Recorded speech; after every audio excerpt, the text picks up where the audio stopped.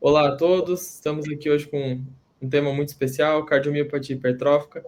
E para falar sobre esse tema, temos ninguém menos do que Dr. Vinícius Correia, ele que é médico assistente do Departamento de Miocardiopatias do INCOR e também trabalha em diversos hospitais como cardiologista. Temos da equipe do Cardio Trials eu, Lucas, e Dr. Tiago Skudler, ambos cardiologistas também pelo Instituto do Coração.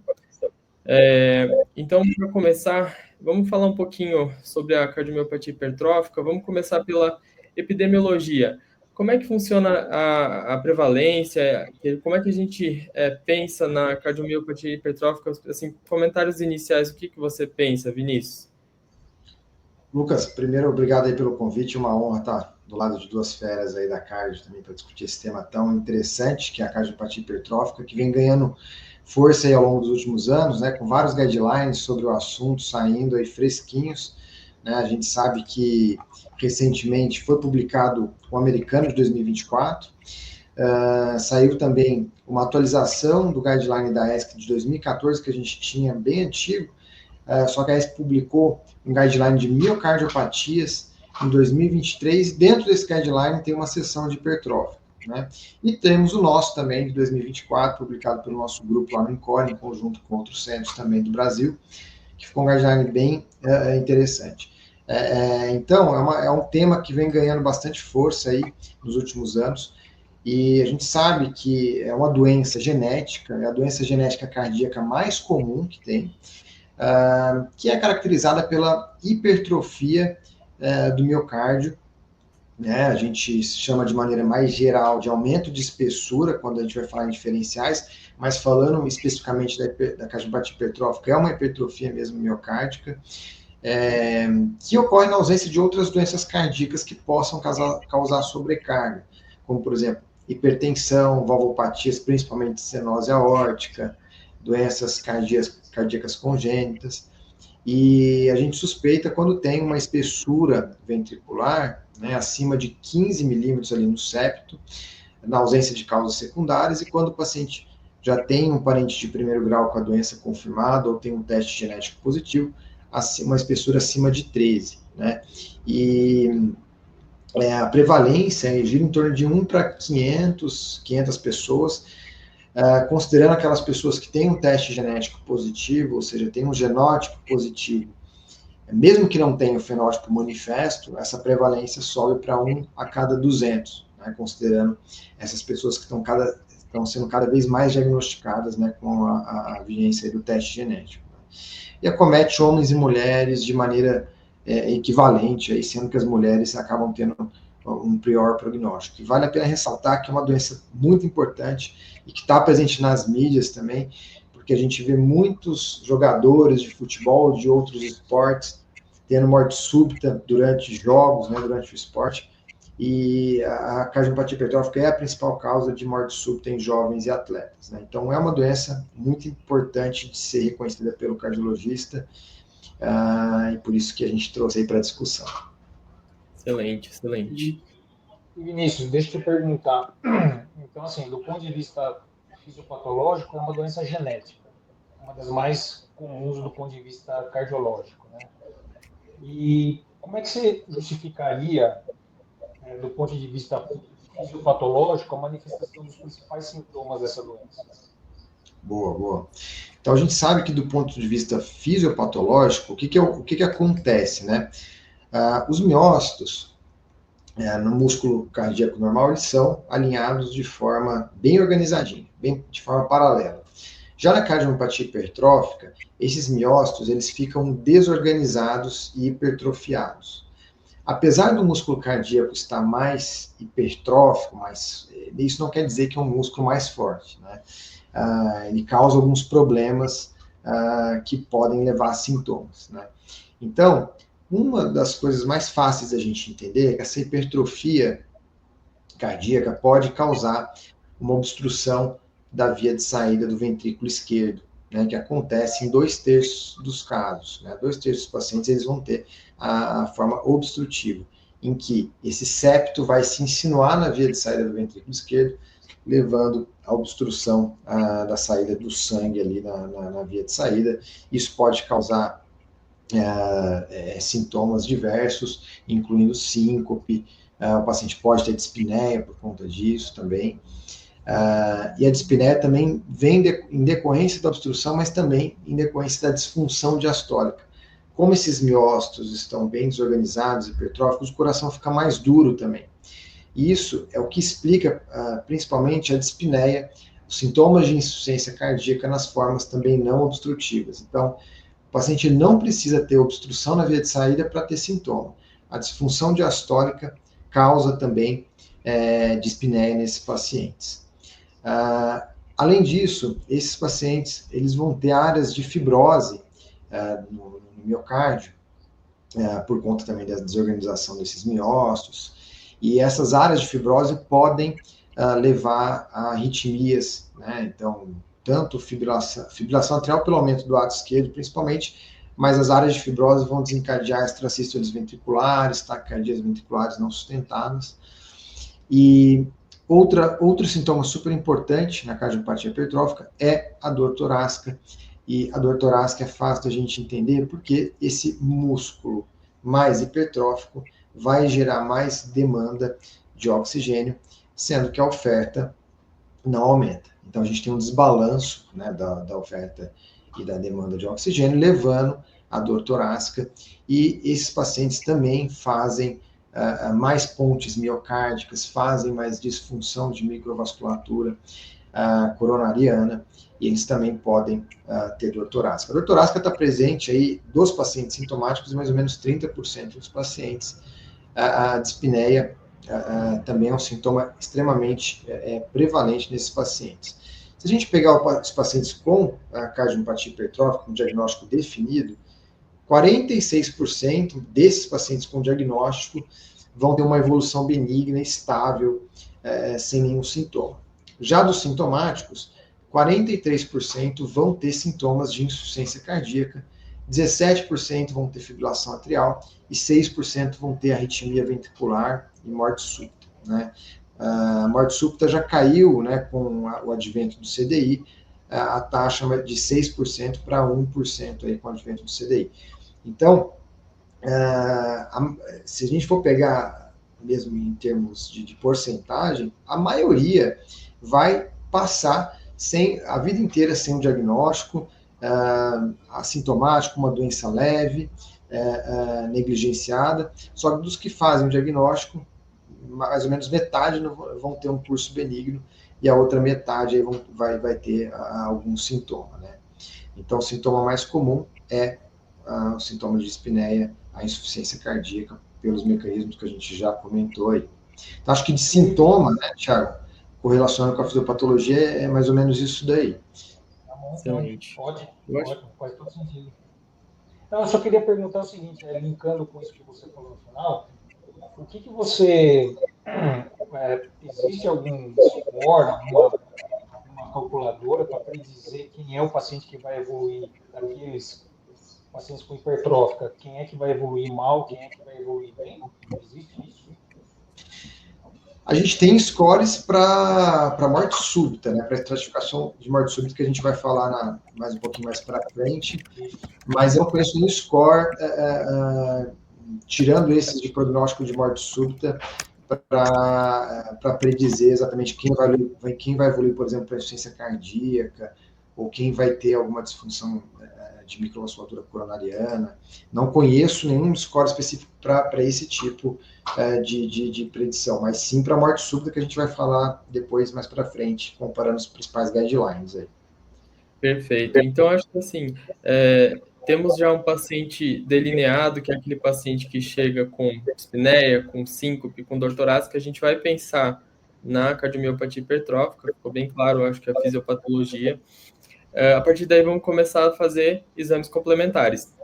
Acho que o primeiro exame que todo cardiologista vai querer saber é o eletrocardiograma. Tem alguma alteração que seja mais sugestiva da cardiomiopatia hipertrófica? Legal. Lucas, eu acho que é interessante a gente delinear, assim, ter na nossa mente, putz, eu estou suspeitando de um paciente com cardiopatia hipertrófica. Fiz o eco lá, o jeito mais comum da gente suspeitar é fazendo um ecocardiograma e vendo um espessamento ali do septo, né? Putz, ligou ali da gente pensar em cardiopatia hipertrófica. O que a gente tem que ter em mente para pedir inicialmente? O eletro é super importante, mas também um mapa para a gente excluir hipertensão mascarada, lembrando que a hipertensão pode causar hipertrofia ventricular, e o pessoal esquece muito do mapa também, né? O Holter, para avaliar arritmias, o eco, que a gente vai também discutir um pouquinho mais à frente, e a ressonância extremamente importante, e o teste genético, né? Eu acho que isso é o que a gente tem que ter em mente, assim, de métodos diagnósticos, para a gente juntar as pecinhas e chegar no diagnóstico. A gente não tem nenhum score diagnóstico para cardiopatia hipertrófica, nenhum critério diagnóstico que a gente vai pontuando, mas nós vamos juntar todas essas peças do quebra-cabeça, levando também em consideração o quadro clínico, história familiar, junto com esses métodos complementares. Falando do eletro especificamente, a gente tem alguns achados que são sugestivos aí de cardiopatia hipertrófica. Começando com desvio de eixo para a esquerda, né, a gente pode encontrar nesses pacientes, aumento do átrio esquerdo ou biatrial. Nós encontramos também ondas Q rápidas e profundas nas derivações inferiores e laterais. Podemos encontrar, principalmente naqueles pacientes com maior carga de fibrose, de obstrução de via de saída do ventrículo esquerdo, prolongamento do intervalo QT também. E na forma apical, né, na forma de Yamaguchi, a gente vai encontrar ondas T negativas e profundas nas derivações laterais, né? Então, é um eletro bem sugestivo aí da forma apical. Então, esses são os principais achados que fazem a gente pensar em cardiopatia hipertrófica e também de sobrecarga ventricular esquerda, com sinais clássicos de strain, né, e de aumento de voltagem também. Perfeito. E o eletro, né, Lucas? Eu acho que o eletro é super interessante também. É um exame extremamente simples e que faz também a gente lembrar das fenocópias, né? Então, sempre quando nós vamos avaliar as cardiopatia hipertróficas, a cardiopatia hipertrófica, a gente está pensando também nos diagnósticos diferenciais. E quando a gente pensa em fenocópia, o eletro dá várias informações para a gente também em relação às fenocópias, né? Então, por exemplo, a gente vê na doença de Fabry, no Danon, no PRKG2, a gente pode ver um PR curto, a gente pode ver uma síndrome de pré-estação ventricular, né? No caso da amiloidose, a gente pode ver, por exemplo, uma desproporção do eletro com eco, áreas de pseudoinfarto, diminuição da progressão do R de V1 para V3, baixa voltagem, né? Então, o eletro também ele é super importante para a gente já pensando aí nos diagnósticos diferenciais. Boa, Vinícius. E o eco, né, você já falou que o eco é importante, né? Mas quais, além da hipertrofia, quais outros achados a gente pode encontrar no eco? E qual é o eco teria algum tipo de limitação nesse tipo de paciente, a ponto de você ter que eventualmente indicar uma ressonância? E você já emenda e já fala um pouco da ressonância magnética e da sua importância. Maravilha, Thiago.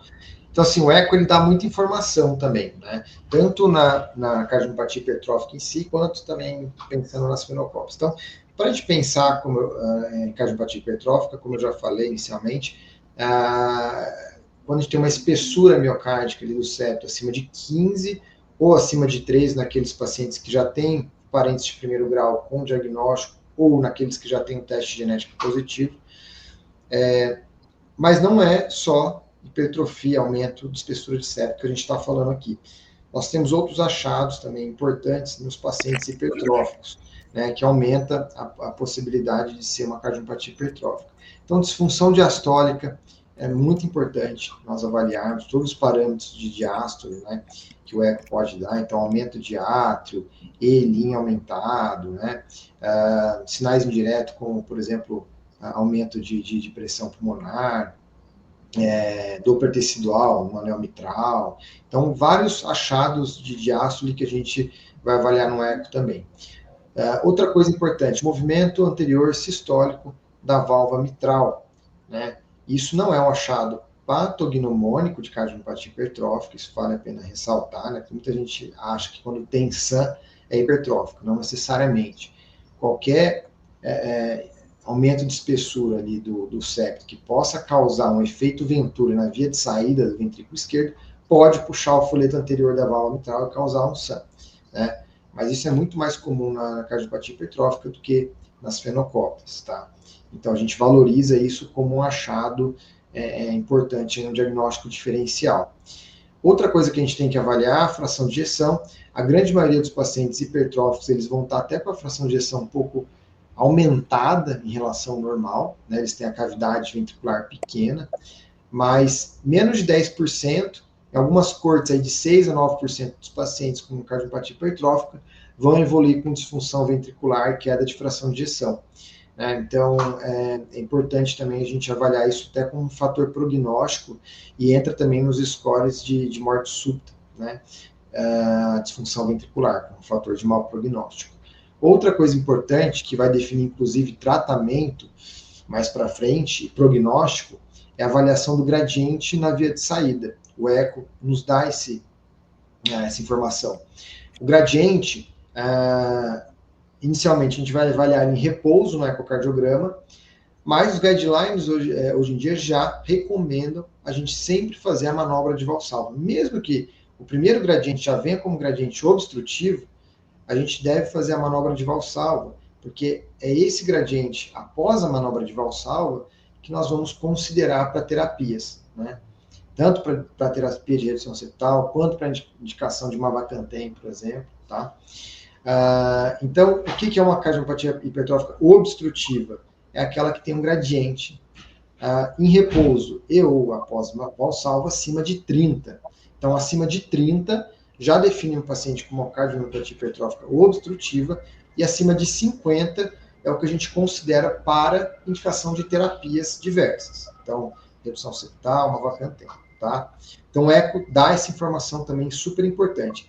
Um ponto aqui a ser comentado. O gradiente, pessoal, ele varia muito de acordo com o status volêmico do paciente, com a pressão do paciente, com quem fez o exame. Então, o gradiente na via de saída é algo muito variável e que a gente deve considerar isso quando dá muita divergência do tamanho de septo, dos sintomas que o paciente está tendo. Então, isso é uma coisa para a gente ter na cabeça. É muito variável o gradiente, tá? Outra coisa importante que o eco ajuda é o strain, né? O strain longitudinal, ele está bem reduzido nas áreas de maior hipertrofia, né?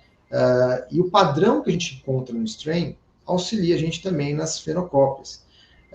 Então, algumas fenocópias vão ter alguns padrões de strain mais característicos, né? Por exemplo, né, na amiloidose, a gente sabe que o strain ele cursa geralmente com aquele apical sparing. Mas isso é algo que o pessoal falava assim, achei um apical sparing no strain, é a amiloidose. Nós sabemos hoje em dia que não é bem assim, né? O apical sparing pode ser encontrado em outras cardiomiopatias, então não é algo patognomônico de amiloidose, né? Mas é algo que reforça, né, o diagnóstico. Outra coisa importante que o eco dá de informação, a válvula mitral. Muitas vezes o paciente hipertrófico ele vai ter uma disfunção, uma insuficiência mitral, não só pelo SAM, mas os folhetos da válvula mitral no paciente hipertrófico podem ser mais redundantes. Ele pode ter uma inserção anômala de músculo papilar, às vezes o músculo papilar é bem hipertrófico, com uma inserção anômala. Então o eco ele dá essas outras informações também para a gente em relação à parte estrutural da cardiopatia hipertrófica. E ele ajuda também nos diagnósticos diferenciais, né? Então, quando a gente tem, por exemplo, um espessamento septal mais simétrico, né? Que não é aquele espessamento mais basal, bem característico de hipertrófico, a gente começa a pensar em fenocópias. Quando a gente tem infiltração do septo ali por o sinal que a gente fala de sparkling, né, que a gente vê vários pontinhos luminosos no septo, a gente começa a pensar em mais uma doença infiltrativa. Se a gente encontra derrame pericárdico, por exemplo, a gente também começa a pensar, por exemplo, em amiloidose. Então, por exemplo, se a gente encontra uma estenose aórtica, está muito relacionado com a amiloidose também. Então, o eco ele dá sinais indiretos também de diagnósticos diferenciais para a gente, né? E já puxando para a ressonância é um exame fundamental também no diagnóstico da cardiopatia hipertrófica e nos diagnósticos diferenciais. Ela ajuda a gente e muito nesse diagnóstico diferencial das fenocópias, né? E, inclusive, ela foi incorporada nos últimos guidelines como classe 1 de recomendação para a gente pedir sempre na suspeita de cardiopatia hipertrófica. Não é um exame condicional. Se o eco já foi sugestivo, eu não vou pedir a ressonância. Na verdade, a gente pede a ressonância. A gente tem que excluir fenocópias e ver se essa ressonância está sugestiva de cardiopatia hipertrófica de fato, né? Então, como que ela pode ajudar a gente? Além dela também avaliar a SAM, você pode ver gradiente pela ressonância também, apesar de não é que a gente leva mais em consideração a questão do gradiente. Ela vê os locais de maior hipertrofia, ela mede o septo de forma mais precisa que o eco. O eco às vezes solta lá no laudo, isso é importante também. Septo de 15, aí na ressonância a gente vê lá um septo de 22. Opa, o que está acontecendo? Provavelmente na ressonância eles mediram no local de maior espessamento septal. O eco, geralmente, eles medem na região basal do septo. E às vezes não é a região basal do septo que está mais espessada. Então, a ressonância também dá essa avaliação mais completa do septo e sempre dá a medida de maior diâmetro, que é o que a gente considera, de fato. Outra coisa importante da ressonância, antes de chegar no realce tardio, é uma coisa que muita gente esquece, que é o mapa T1. O mapa T1, ele avalia fibrose intersticial, né? Diferente do realce tardio, que vai avaliar fibrose de substituição. O mapa T1, o que é interessante a gente saber? Na hipertrófica, geralmente, ele está no valor normal ali de mapa T1. Isso varia de máquina para máquina, tá? Então, eu não vou falar aqui um valor exato, porque dependendo de cada máquina, de cada ressonância, se também é 1,5 ou 3 Tesla, e também variando da marca do aparelho, vai ter um valor de referência diferente. Então, quando o mapa T1 está normal, né, ou levemente aumentado, a gente pode pensar em cardiopatia hipertrófica. Mas valores muito aumentados de mapa T1 fazem a gente pensar mais em amiloidose, né? Ou uma miocardite aguda, por exemplo. Valores mais reduzidos, né, de mapa T1, faz a gente pensar em doença de Fabry, em depósito de ferro, né, então hemocromatose, em CAVD, né, cardiopatia ritmogênica, porque tem uma substituição fibrogordurosa. Então, nessas situações, o mapa T1 está reduzido e ajuda a gente no diagnóstico diferencial. Outra coisa importante é o realce tardio. Então, o padrão de realce tardio ajuda muito na diferenciação entre as fenocópias, né? Então, quando a gente está pensando em cardiopatia hipertrófica, o padrão mais sugestivo é um padrão mesocárdico de realce tardio, mais evidente nas áreas de maior hipertrofia. É isso que geralmente acontece. Então, as áreas geralmente de maior hipertrofia é ali na região septal, na junção do ventrículo esquerdo com o VD, e ali é geralmente onde tem as áreas de maior hipertrofia, na cardiopatia hipertrófica, é onde a gente vê áreas de maior realce, né? Isso difere, por exemplo, da doença de Fabry, em que a gente tem áreas de realce, principalmente na região inferolateral da parede do ventrículo esquerdo, né? Difere, por exemplo, da amiloidose, em que a gente pode ter um padrão transmural, a gente pode ter um padrão subendocárdico difuso, difere também da sarcoidose, por exemplo, que a gente pode ter um padrão salpicado, a gente pode ter um padrão que acomete também ventrículo direito. Então, vejam como a ressonância ajuda muito a gente a chegar no diagnóstico de cardiopatia hipertrófica e diferenciar das fenocópias. Então, é um exame extremamente importante aí no diagnóstico diferencial. Excelente. Eu acho que diante disso a gente vai construindo já aquela figura do diagnóstico que a gente quer. Então, uma clínica, a gente está somando com eletrocardiograma, exames de imagem, mas uma coisa que você comentou no começo, que é muito importante também, é o histórico familiar e a parte genética, né? Então, a gente sempre vai ter que somar isso para ajudar a gente no diagnóstico. E, ultimamente, o teste genético se tornou mais disponível e também mais acurado. Você quer falar um pouquinho sobre o teste genético? Bora. O teste genético também é algo que está se tornando cada vez mais comum no nosso dia a dia, e no caso da cardiopatia hipertrófica é bem emblemático, porque é a principal doença cardíaca genética, né? E o teste genético ele ajuda a gente em algumas situações. Primeiro, na confirmação diagnóstica, se ele vem um teste sugestivo, ele ajuda a gente a confirmar o diagnóstico de fato. Ele auxilia a gente no diagnóstico diferencial do espessamento ventricular. Então, às vezes a gente está diante de uma fenocópia, né, e não numa cardiopatia hipertrófica. Só para vocês terem noção, lá no INCOR, né, a gente, lá no Cardiogen, a gente sequenciou mais, em média, já deve ter chegado nos 1.000 hipertróficos lá. E, então, no ambulatório de cardiopatia hipertrófica, mais ou menos 1.000 pacientes foram sequenciados. Mais ou menos de 6 a 8%, que é a média ali, desses pacientes que estavam sendo manejados como cardiopatia hipertrófica, na verdade, eles tinham um diagnóstico diferencial, uma fenocópia, né? Então, o teste genético, ele ajuda, de fato, a gente identificar essas fenocópias, e também ele ajuda a gente a confirmar o diagnóstico de cardiopatia hipertrófica. Tem até uma nova nomenclatura também. Tudo que era diagnóstico diferencial para cardiopatia hipertrófica, a gente chamava de fenocópia, né? Na verdade, genocópia são os diagnósticos diferenciais de etiologia genética, né, quando a gente está se referindo à cardiopatia hipertrófica, e as fenocópias são os diagnósticos diferenciais não genéticos, né? Então, por exemplo, uma cardiopatia hipertensiva poderia ser uma genocópia, uma fenocópia, e o Fabry, por exemplo, poderia ser uma genocópia. Falando de maneira geral, a gente fala fenocópias e genocópias, que fica mais fácil, mas só para a gente ter essa diferença de nomenclatura. Então, uma das aplicações é a confirmação diagnóstica do teste genético, diagnóstico diferencial, prognóstico.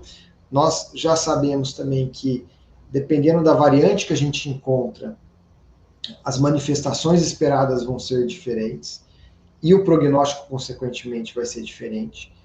Então, ajuda a gente também a estratificar o risco, apesar de que ainda o teste genético não entrou nos scores diagnósticos, nos scores prognósticos de avaliação de morte súbita, mas hoje já está vendo que, dependendo da variante que a gente encontra, já tem maior ou menor risco de arritmias, né?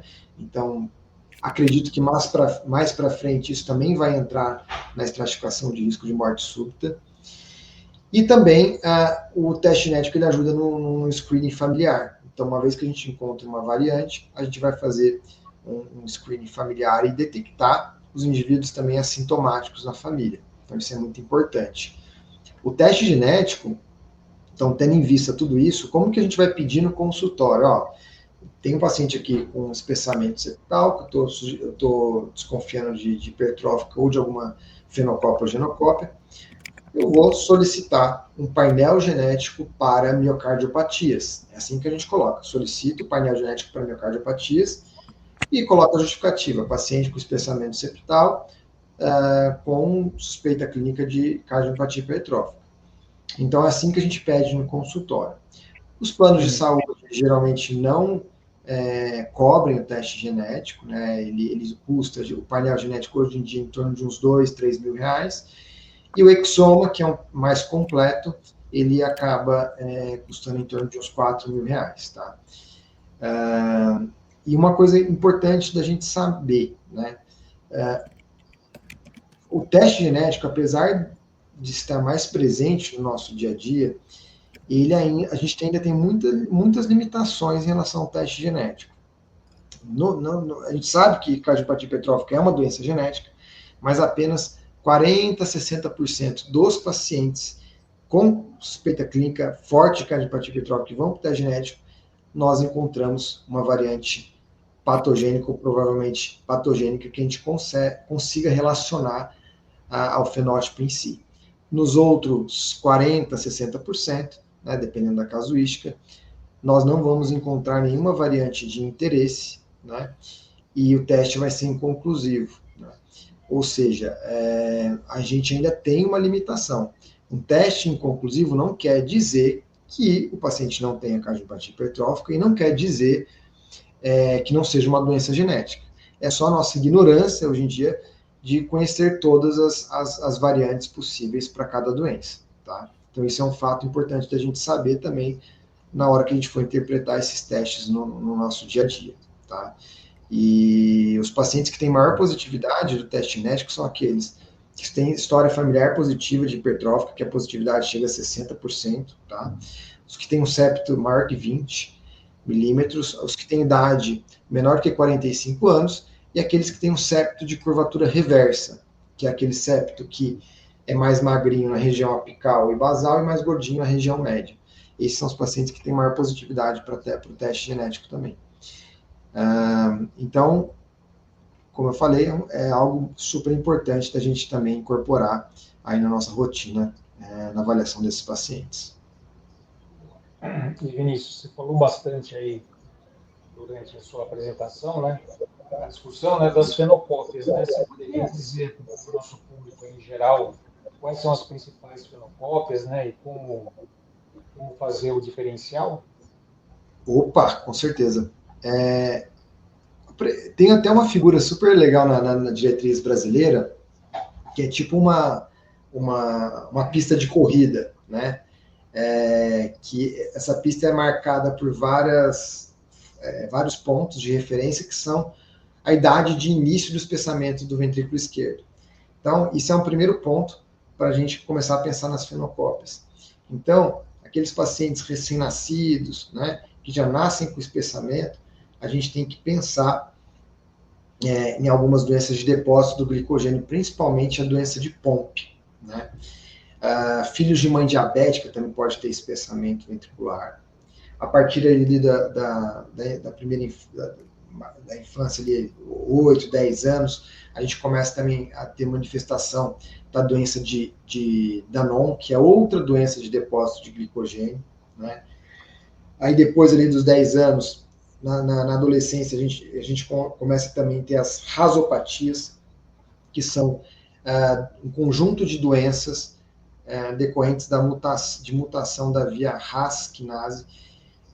A mais comum aqui é a síndrome de Noonan, mas tem também a síndrome de Costello, a síndrome de Noonan com lentículos múltiplos, que seria a antiga síndrome de Leopard. Então, essas rasopatias vão cursar com vários aspectos sindrômicos associado a espessamento importante do ventrículo esquerdo, tá? Cada uma delas, logicamente, vai ter as suas características sindrômicas mais específicas. Temos também nessa faixa etária as mitocondriopatias.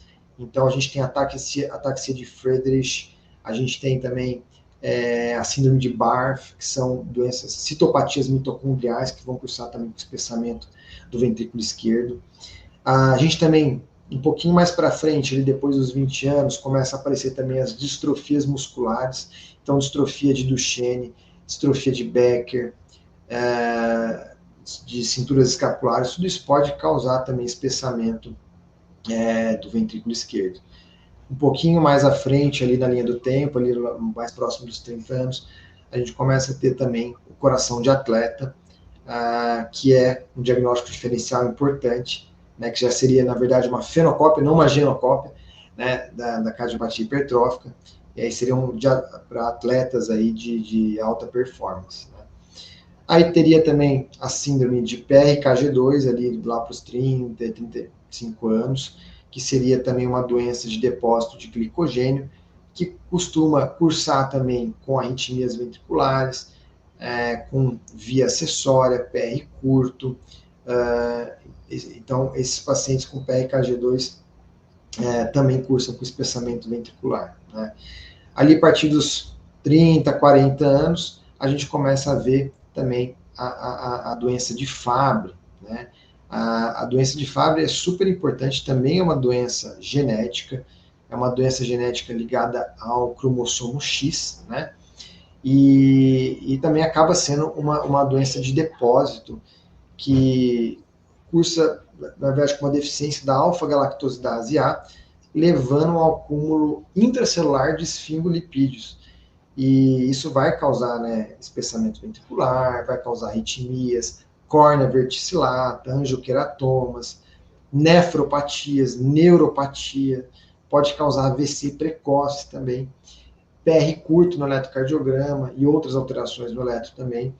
Então, o Fabry também é um diagnóstico diferencial importante para cardiopatia hipertrófica. Mais à frente da linha do tempo, ali 50, 60 anos, a gente começa a pensar também em hipertensão, que seria uma fenocópia, e a amiloidose, que seria uma genocópia. E aí, da amiloidose, a gente pode ter amiloidose na TTR, amiloidose AL, a TTR um pouquinho mais cedo a manifestação, a amiloidose AL um pouquinho mais tardia a manifestação. Então, isso seria um geralzão aí das fenocópias para a gente ter em mente, mas essa figura da diretriz com a linha do tempo é bem interessante para a gente lembrar de todos os diagnósticos diferenciais. Bacana, muito bom. Acho que deu para abranger bastante causas de fenocópias e também genocópias. E a partir do momento que a gente já tem todos esses exames, consegue basicamente estabelecer um diagnóstico, a gente vai pensar em tratamento. E aí eu acho que a gente tem que pensar em dois pilares, né? Primeiro, tratamento do sintoma, porque esse paciente ele pode ser sintomático, né? Uma boa parte deles são. E segundo, na redução do risco de morte súbita. Mas primeiro, por sintoma, você quer falar um pouquinho sobre as medicações, sobre as terapias de redução sintomática? Bora. Então, assim, de tratamento clínico, né, o que é importante já pontuar desde o início. Tratamento clínico para cardiopatia hipertrófica não altera a história natural da doença. O tratamento clínico serve para tratar sintoma. Então, se você pega um paciente hipertrófico, mesmo que seja obstrutivo no consultório, se ele for assintomático, não tem indicação de já começar um beta-bloqueador, por exemplo. Tá? Eu vejo muito isso na prática clínica, às vezes chega paciente para mim no consultório, cardiopatia hipertrófica, já medicado, mas o cara nunca teve sintoma. Né? Então, por que o paciente está medicado? Então, isso é um ponto importante. Né? A indicação do tratamento medicamentoso é para aliviar sintomas. Não tem nenhuma evidência de que o tratamento medicamentoso altere o curso clínico aí da doença, a história natural da doença. Então, a outra classe de medicação importante são os bloqueadores de canal de cálcio, né, não dihidropiridínicos, que são geralmente recomendados quando os beta-bloqueadores estão contraindicados ou não tolerados. Né? As evidências científicas aqui são menores, geralmente estudos pequenos da década de 80, sendo a evidência mais forte, aí o verapamil de utilazem acaba sendo a segunda opção. Né? E a gente tem que ter cuidado de utilizar aí essa classe de medicação em pacientes que têm gradiente acima de 100 ou HP, devido ao risco de edema agudo de pulmão. Tá? Então, só essa ressalva aí. Mas, então, acaba sendo um tratamento aí de segunda linha, só a diretriz brasileira que coloca como opção da gente associar aos beta-bloqueadores quando o paciente continua sintomático, mas é a opinião do especialista. A maioria das diretrizes coloca como substituição. Então, se não tolerou o beta-bloqueador, a gente acaba colocando o bloqueador de canal de cálcio e tira o beta-bloqueador. Tá? E aí tem também a disopiramida, que a gente tem que importar, no Brasil ainda não está, não é uma medicação de fácil acesso, né?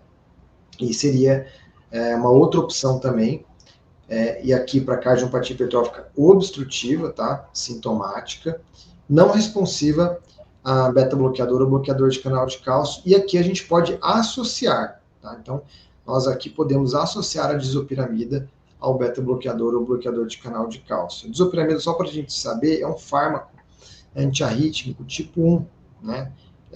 De Vaughan-Williams, que tem um efeito inotrópico negativo, bloqueia canal de sódio e de potássio. Tá? Só para a gente saber, a classe 1A lá de Vaughan-Williams, na classificação. E aí tem um efeito inotrópico negativo, por esse motivo não pode ser associado a uma Vacantem de forma alguma, tá? E ele ajuda na redução da obstrução da via de saída do ventrículo esquerdo. Cuidado que a gente tem que ter aqui, que prolonga QT, né, pode ter alguns efeitos anticolinérgicos, e aqui a evidência ainda é um pouco menor que os outros, porque tem séries de casos, mas nenhuma mostrando diferença de mortalidade, é mais a melhora sintomática mesmo. Tá? Então acaba sendo uma outra medicação de escolha aí, mas não está no mesmo patamar aí dos beta-bloqueadores e bloqueadores de canal de cálcio.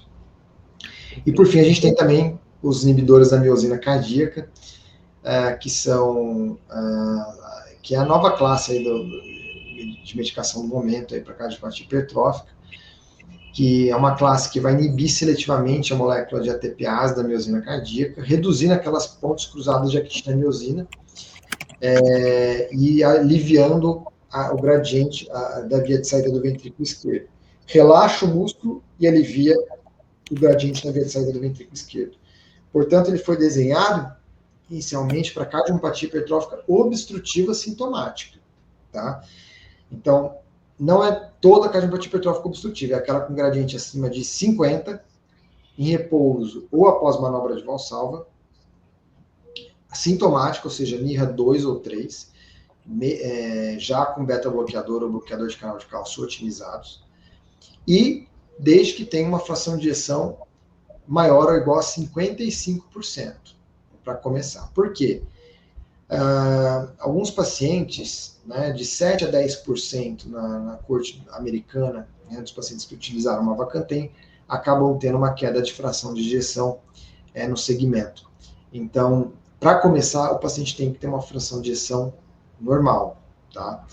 E aí a gente tem 3 principais trials com uma Vacantem: o Explorer HCM, o Valor HCM e o Odyssey HCM. O Explorer e o Valor foram ensaios clínicos randomizados para pacientes com cardiopatia hipertrófica obstrutiva, tá, sintomática, e eles avaliaram principalmente ali melhora de parâmetros funcionais ali de sintoma, e no caso do Valor foi diminuição, o desfecho primário foi diminuição da indicação de terapia de redução septal, né? Mas nenhum avaliou desfecho duro de mortalidade, tá? Então, foram ensaios clínicos que mostraram melhora sintomática para esse grupo de pacientes. E o Odyssey é um estudo que está em andamento para cardiopatia hipertrófica não obstrutiva sintomática a despeito do tratamento com beta-bloqueador, né? É interessante porque eu acho que é um estudo que vai dar positivo, porque o Mavacantem ele tem esse efeito de reduzir as pontes cruzadas e relaxar o coração. A gente sabe que o principal efeito ali sintomático nos não obstrutivos é a disfunção diastólica. Então, esse estudo foi desenhado justamente para avaliar se, melhorando a disfunção diastólica com o Mavacantem, esses pacientes vão ter melhora sintomática também. E tem outras medicações, como por exemplo a Aficantem, que é prima aí do Mavacantem, que também já mostrou estudo positivo. Se eu não me engano é o Sequoia, né, que avaliou a Aficantem, que também foi um estudo positivo com melhora sintomática. Então, hoje em dia, então, os inibidores da miosina cardíaca estão liberados para a forma obstrutiva sintomática e não foram ainda validados para a forma não obstrutiva, tá? Então, eu acho que em termos medicamentosos, o que a gente tem que ter em mente é isso. O paciente com cardiopatia hipertrófica obstrutiva, sintomática, a gente começa com beta-bloqueador. A segunda opção são os bloqueadores de canal de cálcio. Se continuar com sintoma, a gente pode associar a disopiramida ou uma Vacantem, tá? Ou indicar terapia de redução septal, que é o próximo passo que a gente vai falar. E para as formas não obstrutivas, vai depender se o paciente tem disfunção ventricular ou não. Se ele tiver disfunção ventricular, a gente vai tratar que nem uma insuficiência cardíaca com fração de ejeção reduzida. Se ele não tiver disfunção ventricular, a gente vai dar beta-bloqueador, e a gente ainda não tem evidências aí para começar uma Vacantem para esses pacientes. Acho que, em resumo, é isso. Não, excelente. Falou tudo. Então vamos lá, então, né? Vamos falar das possibilidades aí de terapia de redução septal aí, né? Quais são as opções? Tiagão, eu acho que tem só mais um detalhe que eu acabei esquecendo, porque talvez o pessoal pergunte aí depois. E os BRAs, né? Os bloqueadores de receptor de angiotensina têm benefício nessa população, né? Tem um estudo que é o VANISH, né? que mostrou, que estudou pacientes com cardiopatia hipertrófica não obstrutiva mais leve, septo ali entre 12 e 25, com NIRA 1 ou 2, e a valsartana mostrou benefício em termos de frear, talvez, a progressão da doença. Teve alguns benefícios ali em alterações estruturais, funcionais, de biomarcadores, porém, nada em relação a sintoma, tá? Então, é algo também que a gente... Você sabe se tem algum outro estudo em andamento para a gente...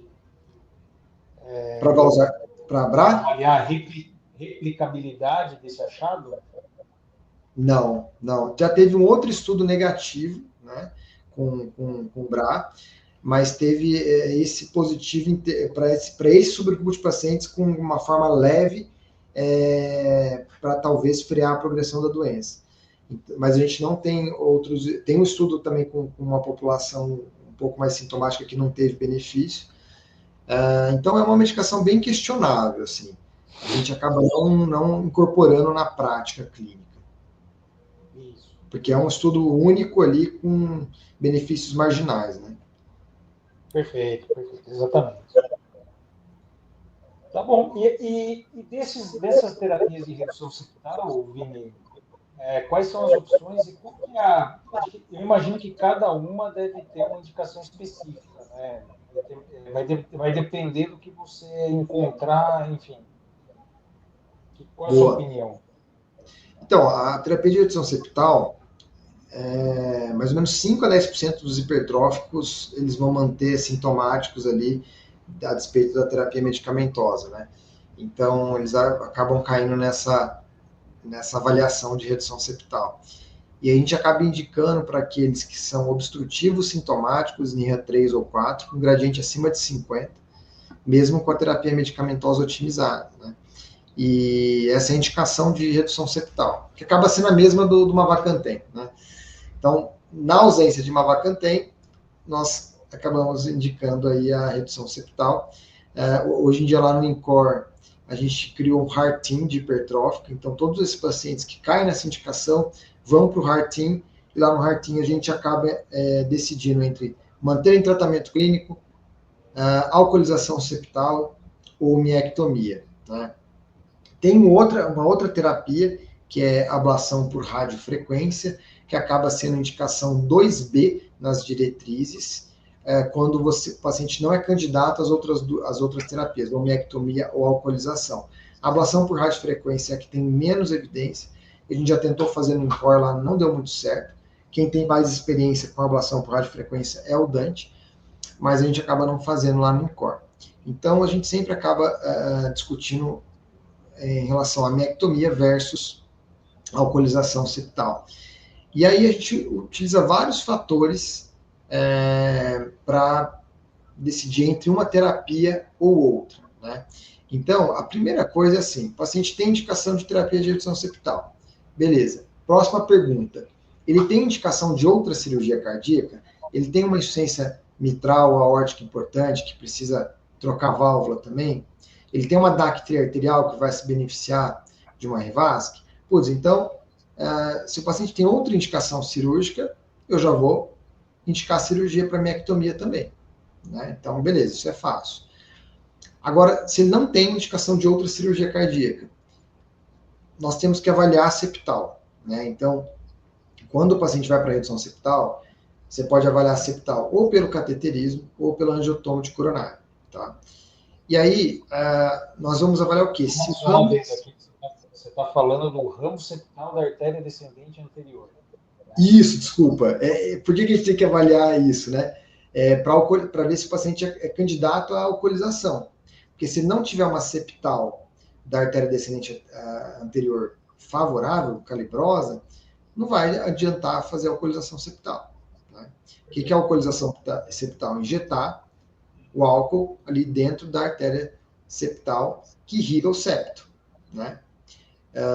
E promover um infarto ali no septo, isso vai levar, né, a redução ali da massa do septo, alívio da obstrução da via de saída do ventrículo esquerdo.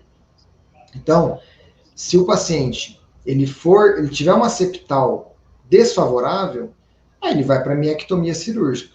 Tá? A miectomia é você abrir mesmo o peito do paciente e por via transaórtica, explora a aorta ali e pela aorta entra no coração, né, e tira um pedaço do septo, né, cirurgicamente. Então, se o paciente não tiver um ramo septal, miectomia direta. Agora, se ele tiver um ramo septal favorável, calibroso, a gente vai avaliar vários aspectos entre um ou outro procedimento. Então, o que favorece a gente fazer uma miectomia cirúrgica? Então, primeiro, o paciente jovem, né, que tem um baixo risco cirúrgico, aquele paciente que tem já um bloqueio de ramo esquerdo. Por quê? Porque geralmente a miectomia vai levar a bloqueio de ramo esquerdo e a alcoolização a bloqueio de ramo direito. Então, se o paciente já tem bloqueio de ramo esquerdo e eu faço a alcoolização, ele vai BAVEtar, né? Alto risco de fazer um BAVT e aí precisar de marca-passo. Então, se o paciente já tem bloqueio de ramo esquerdo, a gente tende a preferir a miectomia cirúrgica. Outra coisa, se o septo é muito grande, acima de 30, ou gradiente acima de 100, nesses casos, a alcoolização não consegue ser efetiva. Então, a gente tem que ser mais agressivo, mais resolutivo, e a gente acaba optando pela cirurgia. Se o paciente tem uma obstrução médio-apical, não uma obstrução basal. Quando o paciente tem uma obstrução basal, a septal irriga a parte basal do septo. Então, nessas condições que a gente tem uma obstrução mais médio-apical, a alcoolização não vai ser efetiva, a gente acaba indicando a miectomia. E a alcoolização, idoso, alto risco cirúrgico, pacientes que já têm bloqueio de ramo direito, pacientes que têm septos e gradientes menores, e uma septal grande, calibrosa, e uma obstrução mais basal. Tá? Então, esse é o candidato ideal para ser submetido à alcoolização. Já tem algum estudo comparando head-to-head, né, tipo miectomia versus alcoolização, para saber qual que é mais efetivo? Não existe nenhum ensaio clínico randomizado, é o que a gente está tentando fazer com esse HEART-TEAM, é tentar randomizar esses pacientes. Mas a gente tem umas meta-análises já comparando os dois métodos, mostrando que a miectomia é mais resolutiva em termos de alívio de sintomas, de redução de gradiente, do que a alcoolização. Mas, por outro lado, a miectomia, por ser mais invasiva, ela acaba tendo, né, ali, peri-procedimento, uma maior mortalidade, maior risco de AVC perioperatório, mas ela, por outro lado, a longo prazo é mais resolutiva e causa menos BAVT do que a alcoolização. Então, o que a gente tem de respostas para isso são meta-análises. Né? Mas aí, quando o paciente tem essa indicação, a gente coloca no HEART-TEAM e avalia tudo isso que eu falei para indicar entre uma terapia ou outra. Perfeito. Acho que temos um excelente tratamento aí para reduzir os sintomas do paciente, mas uma coisa que a gente sempre tem que pensar também é em melhorar a sobrevida dele, né? E o que melhorou a sobrevida do paciente hipertrófico, a gente sabe, é abortar a morte súbita com CDI. Então me fala, como é que hoje em dia a gente vai fazer para avaliar o risco desse paciente ter morte súbita e quando a gente vai indicar o CDI? Boa. Lucas, então, só para contextualizar, batendo aí na mesma tecla, hipertrófica ainda é a principal causa de morte súbita em atletas, correspondendo a 36% dos casos de morte súbita em atletas, principalmente entre 20 e 40 anos. Alguns estudos mostram que é muito mais comum, né, a gente ter morte súbita antes dos 40 anos, e depois dos 60 anos o risco de morte súbita cai muito, né, nos pacientes hipertróficos. Né? E o CDI reduziu muito a mortalidade desses pacientes com cardiopatia hipertrófica quando bem indicados. Né? A gente, antes da era CDI, a mortalidade era 6% ao ano desses pacientes. Hoje em dia, pós-CDI, essa mortalidade caiu para 0,5% ao ano aí. E aí, como que a gente vai saber, como a gente vai indicar de forma precisa o CDI para esses pacientes? Então, cada diretriz, nós temos 3 principais, a americana, a europeia e a brasileira. Cada diretriz tem uma maneira diferente de avaliar o risco de morte súbita desses pacientes. Tem calculadoras diferentes. A americana e a brasileira são muito semelhantes. A europeia é um pouquinho diferente das duas. Mas, de forma geral, o jeito mais fácil da gente começar a falar de CDI é falando de profilaxia secundária. Então, aquele paciente que já teve um evento prévio, já teve uma morte súbita abortada, uma taquicardia ventricular sustentada, ele vai ter que ganhar CDI classe 1 de recomendação em qualquer diretriz, né? Agora, quando a gente fala de profilaxia primária, isso que vai diferir entre um guideline e outro, tá? Então, começando pelo guideline americano, né, o que a gente considera ali um paciente que seria candidato a uma profilaxia primária de marca-passo, né, desculpa, de CDI. Então, ele, primeiro, teria que ter uma história familiar de morte súbita, uma hipertrofia ventricular maciça, acima de 30 milímetros, uma síncope inexplicada, ou seja, você tem que excluir uma síncope que seja vasovagal, né? Você não atribuível também à obstrução da via de saída do ventrículo esquerdo, e que ocorreu dentro dos últimos 6 meses para pontuar nesse score, tá?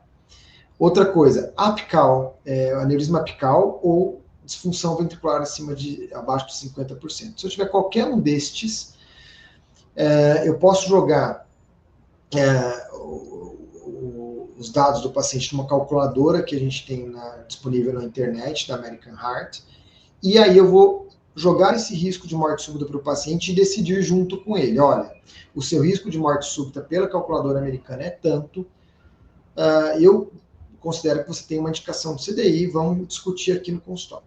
Basicamente isso. Aqui é classe 2A para a gente implantar o CDI nesse subgrupo de pacientes. Lembrando que história familiar muda também entre a diretriz americana e a diretriz europeia, né? Aqui a gente fala, na diretriz americana, pelo menos um parente de primeiro grau com menos de 50 anos, né? Ou se a gente teve várias mortes súbitas em parentes de segundo ou terceiro grau, tá, na família. Então isso é o que diz a diretriz americana, tá? E aí, se o paciente não tiver nenhum desses fatores que eu falei, a gente vai avaliar a presença de taquicardia ventricular não sustentada. E aí também isso vai diferir entre um guideline e outro. Na diretriz aqui americana, a gente considera uma TVNS no Holter, um paciente que tem pelo menos 3... desculpa, eu falei tudo que eu falei inicialmente. Não, eu falei certo mesmo, era da diretriz americana. Tá? O que seria uma taquicardia ventricular não sustentada pela diretriz americana? A gente ter pelo menos, né, 3 episódios de pelo menos 10 batimentos acima de 200 batimentos por minuto. Tá? Isso é o que está na diretriz americana. Tá? O que está na diretriz europeia, só para a gente fazer o paralelo aqui em tempo real, é mais de 3 batidas acima de 120. Então, isso é muito comum a gente encontrar no Holter, né? A diretriz americana, ela coloca um ponto de corte um pouquinho mais alto, que eu tendo a concordar aqui com a diretriz americana, que está em concordância também com a diretriz brasileira. Então, se o paciente preenche critério para TVNS pela diretriz americana, ele cai ali, se for criança, 2A na recomendação e 2B se for adulto. E por último, que a gente avalia se o paciente tem mais de 15% de área de realce tardio na ressonância. Se ele tiver isso, é 2B para a gente indicar CDI, tá? E se não tiver nada disso que eu falei, aí é classe 3, a gente não vai indicar CDI. E uma coisa super importante, a gente não vai indicar CDI também para o paciente praticar esporte. Eu tenho cardiopatia hipertrófica e eu quero fazer um Ironman, e aí eu quero colocar CDI. Classe 3 também a gente fazer isso, né? Para os pacientes hipertróficos, tá? E na diretriz brasileira, ela é muito semelhante à diretriz americana, só que ela vai colocar um fator a mais ali para a profilaxia primária, que é a idade do paciente. Isso eu achei bem legal da diretriz brasileira. Quando passa de 60 anos, mesmo tendo aqueles fatores que eu falei para profilaxia primária, acaba caindo de 2A para 2B a indicação de CDI, tá? E aí, quando tem menos de 40 anos, com aqueles fatores de profilaxia primária que eu falei, acaba sendo 2A a indicação de CDI. Tá? Então, essa é a única diferença da brasileira para a americana. E a europeia, ela tinha um fluxograma específico para 2014, mas que modificou agora na atualização da diretriz em 2023, porque na época da publicação da primeira diretriz europeia, os fatores de risco referentes à disfunção ventricular abaixo de 50% de fração de ejeção e o realce tardio acima de 15% ainda não haviam sido publicados. Depois que foram publicados esses dados, eles foram incorporados também na diretriz europeia. E o que diz então a diretriz europeia? Né? Você vai colocar vários dados no HCM Risk Score, que é uma calculadora que vai levar em consideração a idade, síncope inexplicada, gradiente da via de saída, que é uma coisa que não tem, por exemplo, na americana, a espessura do septo, o tamanho do ato esquerdo, que não tem, por exemplo, na diretriz americana, TVNS, cujo critério que é diferente da diretriz americana, história familiar de morte súbita, cujo critério também aqui é diferente da diretriz americana, né?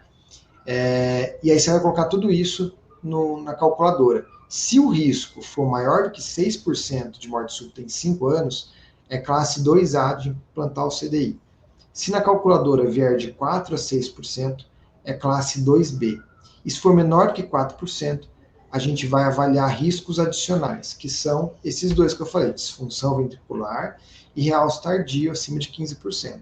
Se tiver um desses fatores, acaba sendo 2B para a gente implantar a CDI, e se não tiver nenhum desses fatores, é classe 3 para a gente implantar a CDI.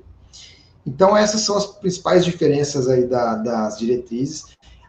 Tiveram um estudo ali que comparou, né, esses scores americanos e o europeu, mostrando que o europeu é um pouco mais específico e o americano é um pouco mais sensível para a indicação de CDI, para profilaxia primária.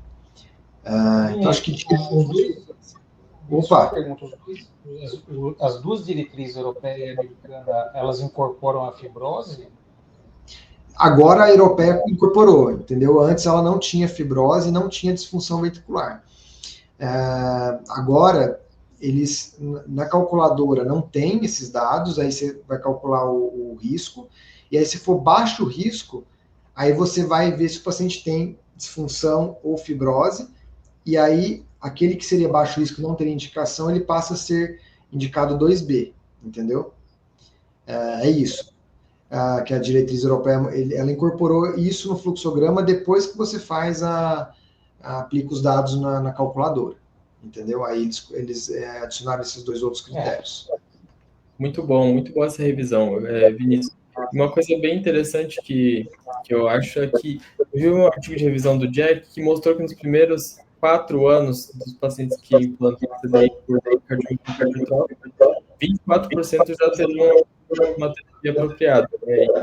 E depois, mais de 30%, 36% vai ter terapia apropriada, mostrando a capacidade que esses pacientes têm, quando é indicado, de reduzir o risco de morte súbita, né?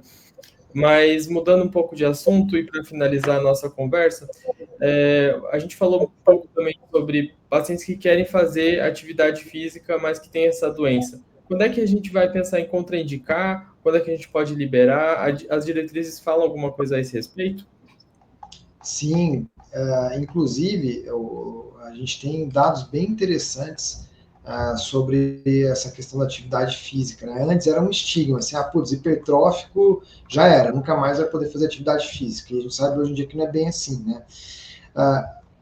Por que a gente sabe que não é bem assim? Porque tem 2 estudos que mudaram um pouco essa mentalidade. O primeiro foi o RESET-HCM, que foi um ensaio clínico randomizado com 136 pacientes hipertróficos, comparando o exercício físico de intensidade moderada com atividade usual, mostrando que melhorou bastante a capacidade funcional desses pacientes sem aumento de eventos adversos. E aí o estudo que marcou mesmo de fato foi o LIVE-HCM, que foi um estudo que avaliou em pacientes hipertróficos um perfil mais leve. Então, o cara o cara assintomático, com classe funcional 1 ou 2, com septos menores, né? A maioria tinha forma não obstrutiva, com pouca fibrose, sem disfunção, septo ali em torno de 20, né? E aí, nesses pacientes, comparando a atividade física vigorosa, né, com a atividade física de baixa e moderada intensidade, os pacientes não tiveram maior risco de morte, de PCR, de choques apropriados no CDI, nem de síncope, né? Então, esses dois estudos mudaram um pouco o jeito da gente pensar em relação à atividade física. A diretriz que mais se posiciona em relação a isso, todas as diretrizes falam um pouco, mas a europeia e a americana são um pouco esquivas em relação a esse assunto, mas a diretriz brasileira, ela construiu uma tabela muito legal. A gente tenta estratificar o paciente em algumas classes ali, para ver se a gente vai liberar uma atividade de baixa intensidade, uma atividade de moderada intensidade, uma de alta intensidade, ou a gente não vai liberar atividade física. Então, por exemplo, aquele paciente com alto risco de morte súbita, com gradiente acima de 50, com queda de pressão durante o esforço, com TV sustentada ou não sustentada no esforço, a gente tende a liberar tipo caminhada ou nada, sabe? Então a gente tem que ser bem restritivo para esses pacientes. Já aqueles que têm baixo risco nos scores de morte súbita, não tem gradiente, a resposta da pressão no exercício é normal, não tem arritmia induzida no esforço, esse é o paciente que a gente pode liberar atividade física tranquilamente, né? Então, desde que esse paciente acompanhe com você de perto no consultório, você faça uma coisa que eu gosto muito de fazer na prática para esses pacientes mais leves, é fazer um ergo-expiro, né? E aí eu vou avaliar tudo isso, né, de arritmia, pressão e tal, e determinar as zonas de treino certinho para esse paciente e recomendar para aquele paciente específico a zona mais segura de treino, né? Então, o teste ergo-expiro ajuda também bastante nessa avaliação de atividade física. Perfeito. Eu acho que é isso. Acho que foi uma revisão ótima, né, Thiago? Excelente, excelente. Parabéns, Vinícius. Tá Valeu. ótimo aí. Então, para finalizar, agradecer a participação do Vinícius. Foi muito enriquecedor essa conversa. E fiquem atentos às próximas gravações, né, do Cardio Trials. Isso. Aí a gente pretende fazer novos vídeos no futuro, né, com novas entrevistas sobre as principais patologias em cardiologia, né, sempre pegando uma doença muito prevalente, frequente, importante no nosso meio, e fazer essa discussão que vai desde de dados epidemiológicos até o tratamento e prognóstico, né? Só para a gente poder ter uma ideia melhor sobre a doença, sempre trazendo alguém especial que trabalhe especificamente com a patologia em questão, né? Sempre é bom trazer um especialista, né? A visão de um ultra especialista no assunto, né? Para que a gente possa ter um melhor entendimento da doença.